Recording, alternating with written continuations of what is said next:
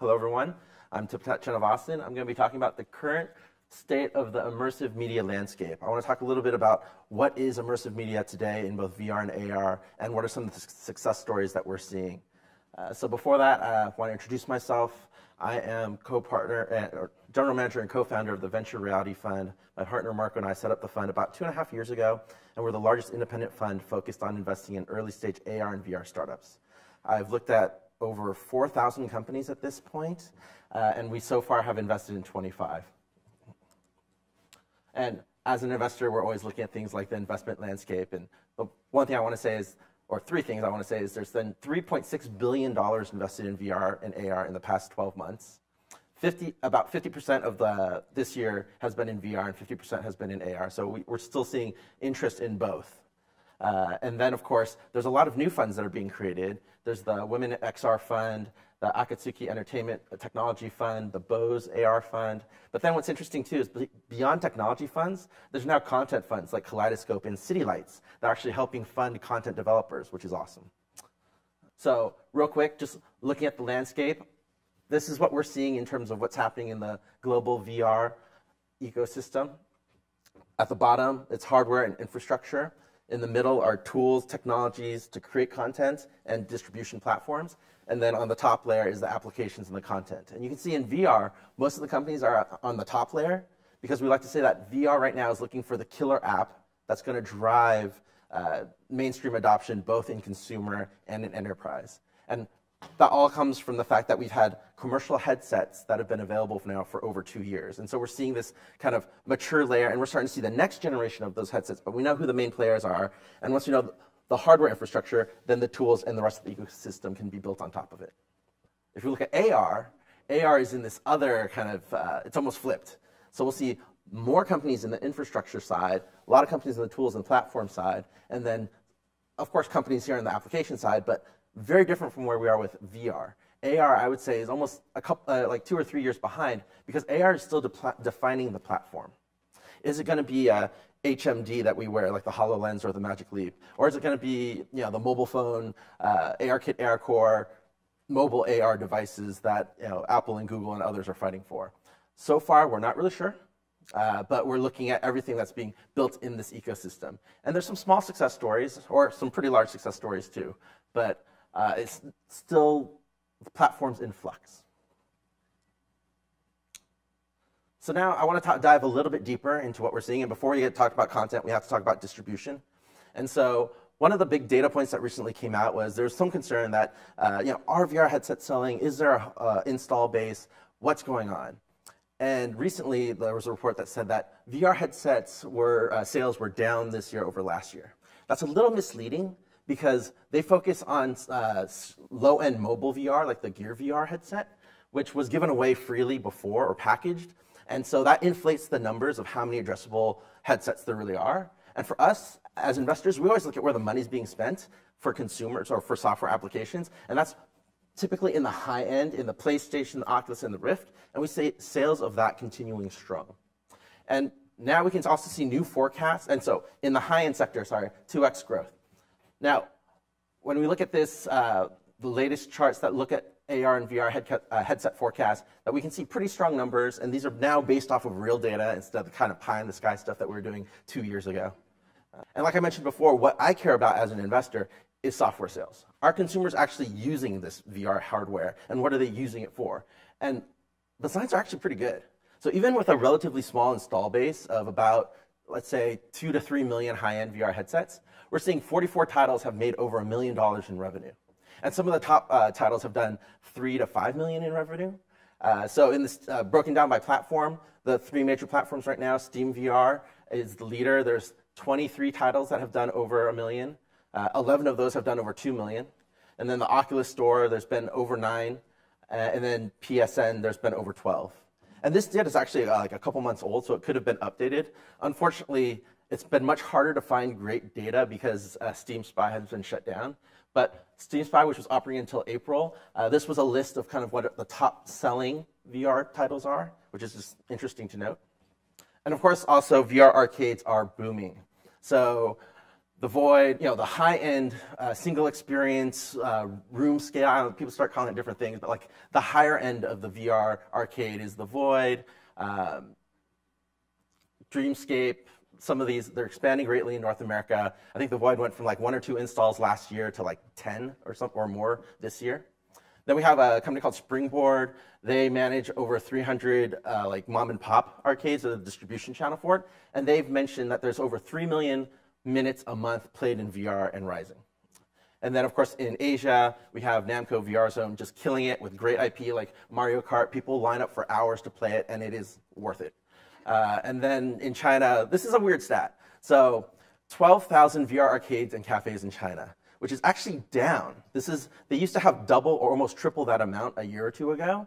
But there was almost this weird boom and bust because in China, they got really excited for VR arcades, and then they went to scale with subpar tech, subpar content, and now they've kind of seen it contracting. But now that there's great IP, great content being created by other people, it's starting to rise up again. So I want to talk a little bit about the trends that we're seeing in VR gaming and social content, and specifically want to highlight some things. First, VR is finally getting sticky.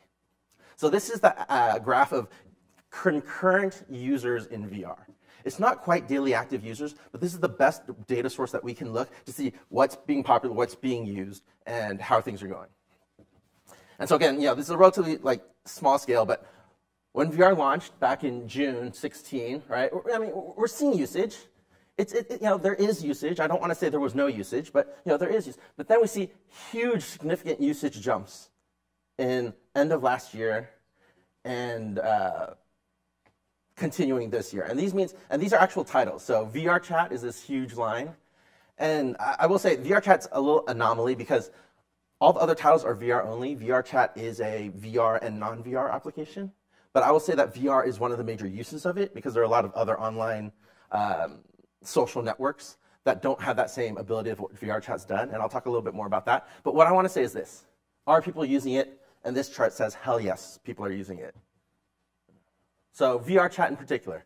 They did 3 million downloads, 7,000 concurrent usage is their current usage stat. So they spiked high, and of course it trailed down, but it didn't drop off. It remained steady and plateaued.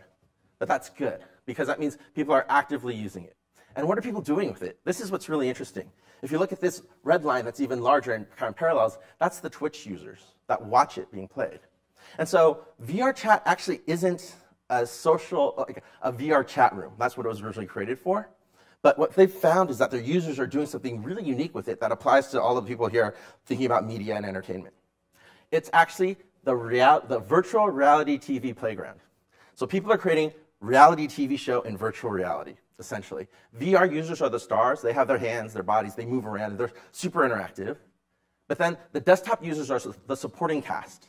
They're actually participating in it as well, and all creating content that is watched for a much larger audience that's on Twitch. And what's funny is, too, the types of behaviors that we're seeing in VR Chat, people are recreating memes, and that's what helped it go viral. People started making these weird, crazy memes that to the average person makes no sense. But what I consider it's the modern day sketch comedy, right? They're creating little skits and acting it out and participatory.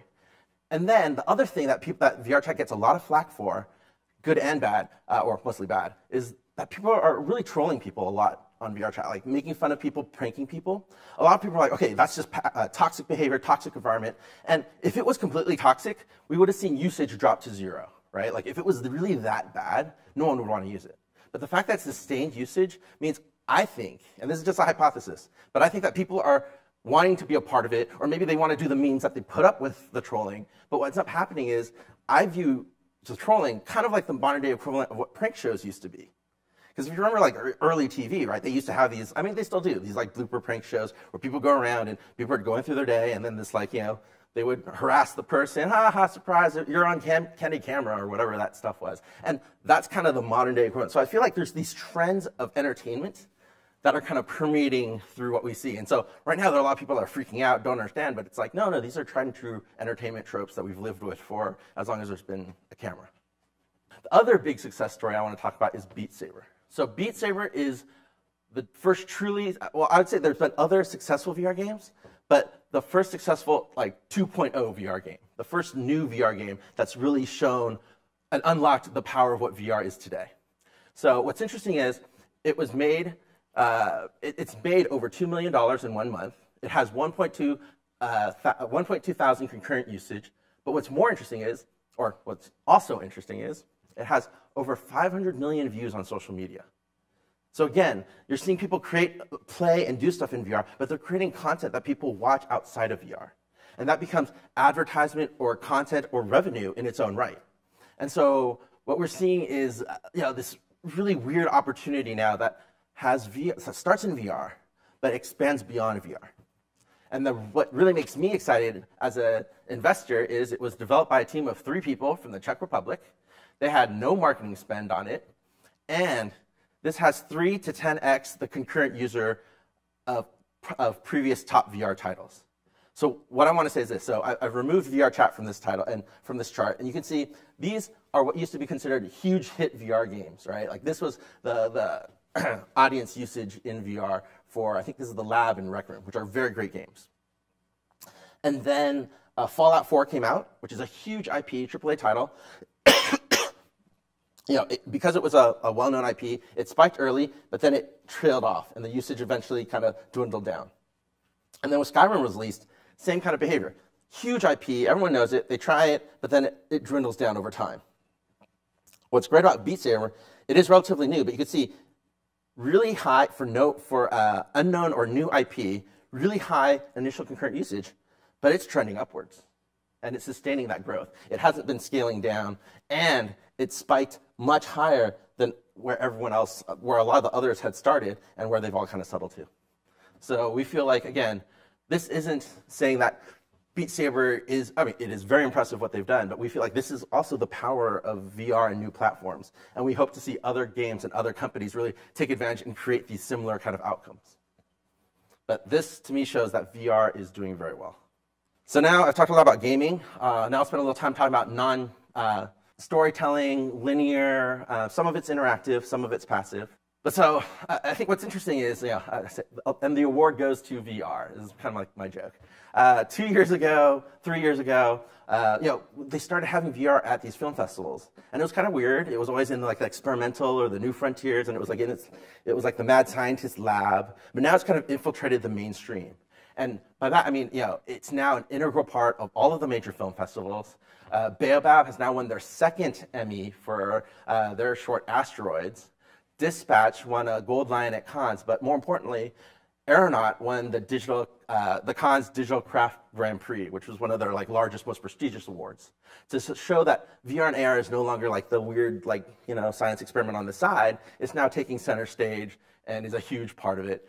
And as an investor, the most exciting thing, because awards are nice, but we're all about the money, and we're finally seeing VR docs get acquired for distribution, which is something very unique and just started happening this year. So Spheres VR, Secure, and Vestige all got acquisition deals, and I think Spheres was actually a 7-figure deal. They haven't disclosed the final amount, but what this shows is, I mean, it's not saying that they're monetizing yet. It's not saying, hey, it's a done deal. VR, the storytelling content is a huge, money-making opportunity. But this is saying that there's a lot of smart people that believe in it and are willing to buy the rights to distribute, and they feel like now, because of location-based, because of the install base, there's opportunities to monetize this content in a way that's never been before possible. So now, what's actually happening in the content? 2 major themes. It's 6 DOF or bust and 6 degrees of freedom. Just real quick for those that don't know, it's really either 3 degrees of freedom content, which means that you can look in different directions, but you can't actually move in the space. You can't have parallax, and it doesn't feel really authentically 3-dimensional. So there'll be things like 360 video, that's only 3 DOF. Even 360 stereo, it's still 3 DOF. Only when you get to volumetric capture or photogrammetry do you start actually getting real 6 DOF. And what we're seeing is, again, some of the most award-winning content pieces like Dispatch and Aeronaut both use volumetric capture. What's cool is, Dispatch does it at the very low end, and it's more abstracted, but still very powerful. And then Aeronaut did it at the super high end, working with Microsoft and their sound capture stage for volumetric capture, and the results were very impressive. And this was also cool too, because it was a collaboration using Tilt Brush. And so the sets were actually painted in VR. And so, very, very interesting. And then Within showed at Apple's ARKit launch event examples of AR storytelling, which of course has to be sixed off. The other thing that we're seeing now is when VR storytelling was first coming out, a lot of it was just passive. I mean, really great pieces, but passive. Like Henry, like the great original stuff from Oculus Story Studios, like Henry and Dear Angelica. And then we started seeing a switch from to slightly interactive. And I'd say Asteroids and Rick and Morty, they're interactive using NPCs. But now, in this past Tribeca, we're starting to see more interesting things like using live actors and using social. And this idea of Jack, so Baobab Studios created this piece where you're actually in there with another virtual character, but that virtual character is acted in real time by another human being. And so a lot of people didn't know that, and then they come out of the experience, they're like, wow, that was amazing AI. I couldn't believe how well it responded to me. But no, it was actually another person. And this is very much like what we're seeing with immersive theater, things from of course, Sleep No More, which is getting a lot of buzz, but also things like, those immersive dinner theater, like mystery dinner theaters and things like that. But now, because of VR, we're seeing the ability to take those ideas and scale it in a way that was never before possible. And I think Oculus is committed to doing a project like that as well. And then I want to re-emphasize VR chat as showing how there's almost a grounds-up approach to creating content. So I feel like most of this, we're talking about some of the best filmmakers from Pixar and DreamWorks and Hollywood, but then there's this whole underground movement of the grassroots of the YouTubers and the influence social media people that they're creating content too with no budget, with no, well, I won't say no, but without that kind of clear directive of where it's going to go, but just experimenting and having a great time and coming up with new types of content. And then the one thing I want to say too is there is a big, huge VR storytelling success that a lot of people don't talk about. When I talk to people, and I ask what's been the most successful VR storytelling piece, I actually think it's Rick and Morty. They've made over 2 million in 1 year on Steam VR, but they also released on the Oculus Store and they also released on PSVR, so they've probably done double to triple that money. And if you actually play the experience, it's like living an original episode of the hit TV show. You are a character, has a first-person perspective, you have agency, you do things, and you don't actually inhibit one of the main characters, you're just this brand new supporting cast, you're actually a clone of one of the main characters. But you interact with the characters in this way that just feels amazing. And then what's really cool about it is it has interactive gameplay elements, but it's a linear story. So it has interactivity, but then they still tell a very linear narrative. And so they get you from point A to B, which a lot of storytellers want you to do, but then they fulfill the audience's need to feel interactive when they have agency. And so I would say that more people should really look at this. I feel like it's an underappreciated gem of interactive storytelling. I'll get off my soapbox now. So I've been talking about VR a lot. Let's talk a little bit about AR. So AR, in terms of what we're seeing with the platform, because of ARKit and ARCore, on mobile AR, there's over 500 million devices that have access to mobile AR experiences. And of course, by the end of this year, that's estimated to be over 1 billion. So far, there's been 13 million ARKit app downloads. 47% of that is games. And there's over 2,000 apps available that are using ARKit, ARCore. But honestly, the usage hasn't been that great yet. So far there hasn't been as much breakout content that's focused, that's been built with ARKit and ARCore.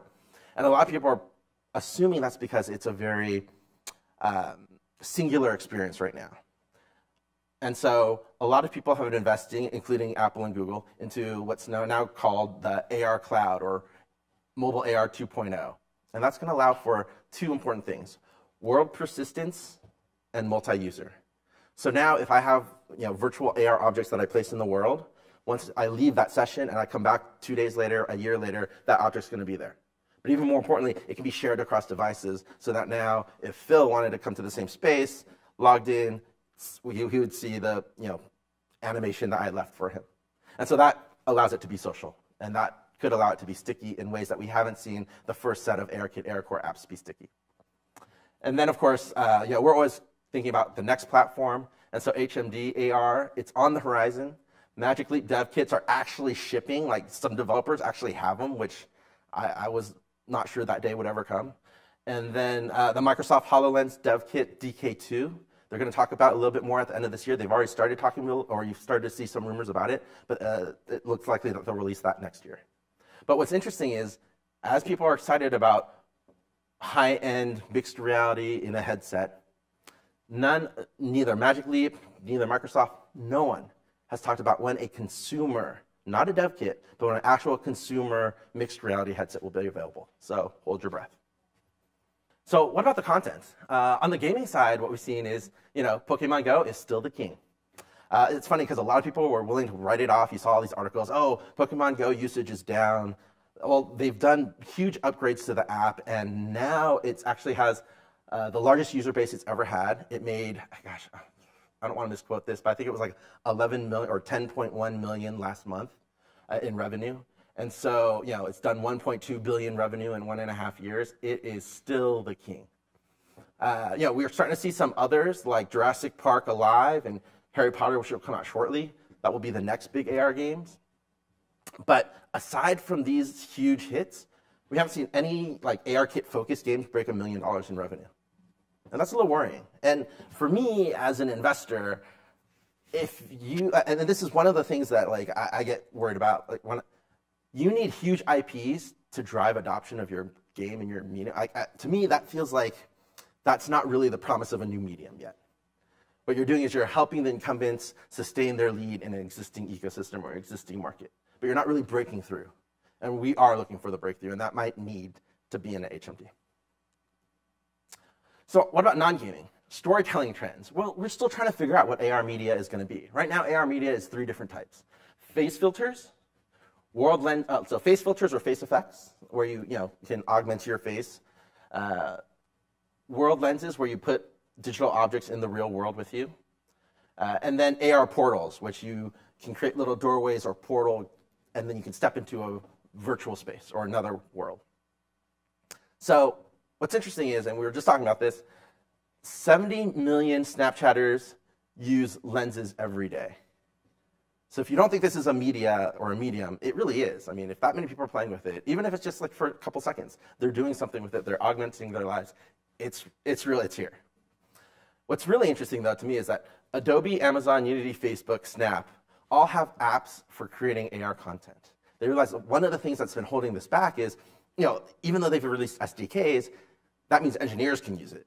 They need to get it into applications like tools that then designers can use. And now we're seeing that kind of roll downstream, and we're seeing huge effort by some of the biggest companies in the tool chain. So we're not there yet, but we're starting to experiment, and we're starting to get a better feel of what it can be. But this is where a lot of experimentation and innovation still is happening and needs to happen. So what's next? I want to talk about the weird stuff. So virtual YouTubers. If you're not following this, then you're just not in the loop. In Japan right now, virtual YouTubers is kind of like PewDiePie as an anime character. Kitsuna Ai has 1.9 million subscribers, and she was the first and most popular. But now there's over 3,000 virtual tubers in Japan. And companies like Gree have set up funds to focus just on investing in this virtual YouTuber ecosystem. And how does this relate to VR and AR? Well, what's interesting is actually the virtual YouTubers, they're actually performers wearing VR headsets. And they actually create the content in VR. It's pretty nuts. And the other thing that's really cool is that on the AR side, or mixed reality side, is mixed reality TV. And so this is something that the Weather Channel did with the Future Group. And this was a report about a tornado. And you can see things like debris flying into the studio. Didn't actually happen, but happened as an overlay or a green screen effect. But what's cool about this is, yeah, green screen's been around for a while, but only recently has it been able to be done in real time. And that's the big change. And so now we're going to see that in live shows like game shows and news reports and more. But the thing that I think is most interesting is this. Virtual animation. So this entire 3-dimensional animated scene was actually painted in Quill by a great artist named Gora, who works at Facebook Oculus on Project Quill. And what's cool about this is this was all painted in a very hand-drawn style, very similar to how someone does 2D animation right now. But the result is 3D animation that, of course, can be viewed in 2D or 3D. But it's not just Quill. Tilt Brush, NMVR, Tiori, Mindshow. There's all these applications that unlock the power of 3D animation to way more people. And so I feel like That's where we're kind of going with this technology. It's not just about using VR and AR as the new content format, but using VR and AR as tools to help all content and all storytelling. So, conclusion, VR gaming is monetizing. VR storytelling is beginning to monetize. AR storytelling, still very early, but still very exciting. 6DoF forever, 3DoF is dead. Forget 360 video, unless you're like a news organization or doing documentaries, just forget it, please. Things are better when they're interactive, and of course things are better when they're social. Indies are the ones that are showing the way, so definitely check that out. And the last thing is thinking about how VR, AR, and AI can reduce production costs, not just in creating VR and AR content, but in creating all content. So that's what I had to say. If you want to know more, definitely feel free to reach out to me, but follow me on Twitter, and that's it. Thank you for your time.